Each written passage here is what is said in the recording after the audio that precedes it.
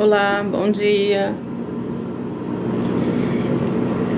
Falar um pouquinho sobre técnicas de vendas, não só técnicas de vendas, né, mas eu vou falar sobre o mercado de usado. Eu tenho buscado vender móveis, eletrônico, eletroportáteis, porque eu vi que se desgasta menos com ticket maior. Ticket maior é coisas de valor maior. Então, se você vende uma caneta a R$1 e você vende um liquidificador a 100, então é mais fácil você vender o liquidificador de 100 do que vender as canetas de 1, dependendo, né, do seu perfil de comprador, de vendedor, onde você vende esse produto. Enfim, depois a gente pode entrar nesses detalhes, mas para mim é muito interessante ter um ticket maior. Então, vender coisas de valor maior. Não pode ser tão maior assim também, porque eu não tenho público para isso. Então, o meio termo para mim é importante. Falando de vendas. Então, para eu vender esses móveis e eletro, eu preciso entender desse mercado.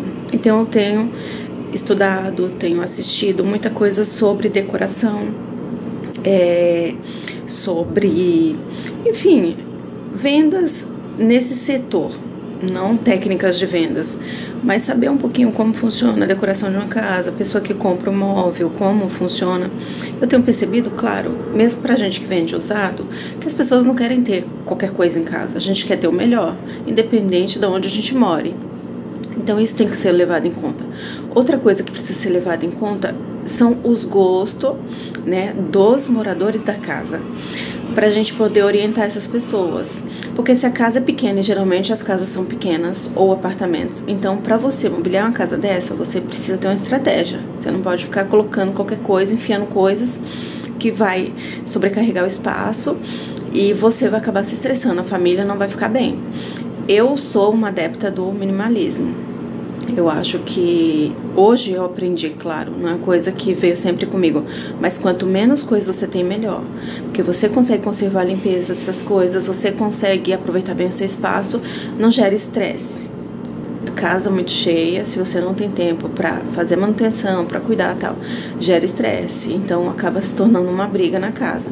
Então, o minimalismo é uma forma de você viver bem com todos da casa, com poucas coisas, desde que você saiba utilizar bem o espaço e utilizar bem suas coisas.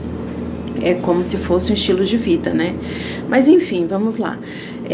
Quando você vai comprar alguma coisa, você precisa ver se aquilo vai ter utilidade realmente. Outra coisa, numa casa, por exemplo, numa casa tem 4 pessoas. Cada uma dessas pessoas gosta de um tipo de coisa, tem um hobby.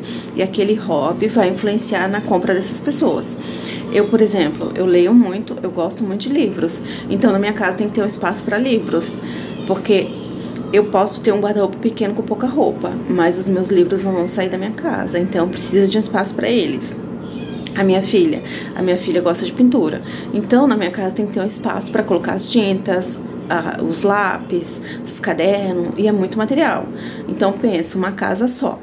Tem o Miguel adora natação, nadar. Então ele tem que ter sunga, ele tem que ter boia, ele tem que ter várias coisas que são acessórios para isso. Então tem que caber na minha casa. Então na minha casa tem, né, vamos dizer assim, 3, 4 pessoas com gosto diferente, cada uma com um hobby. Então tem que ter material para essas pessoas, né, curtirem seu hobby. E influencia no mobiliário, porque no caso, para mim, precisa ter uma estante. Para minha filha precisa ter uma mesa de escritório. Enfim, então tudo isso vai pesar na decisão de compra.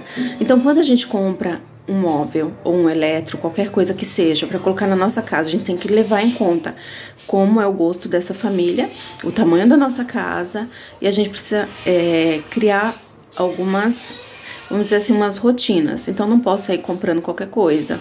E também nisso entra uma questão, assim, de educação financeira, de planejamento, mas são coisas que a gente pode trabalhar depois. Mas, enfim, vamos lá. Se você quer comprar usados, ou se você quer vender usados, você precisa saber dessas coisas. O perfil de quem está comprando, a necessidade de quem está comprando. Outra coisa, vamos pensar como se nós fôssemos esse cliente. Então, a gente vai oferecer um produto bom que ele vai querer comprar, no caso, se a gente está vendendo.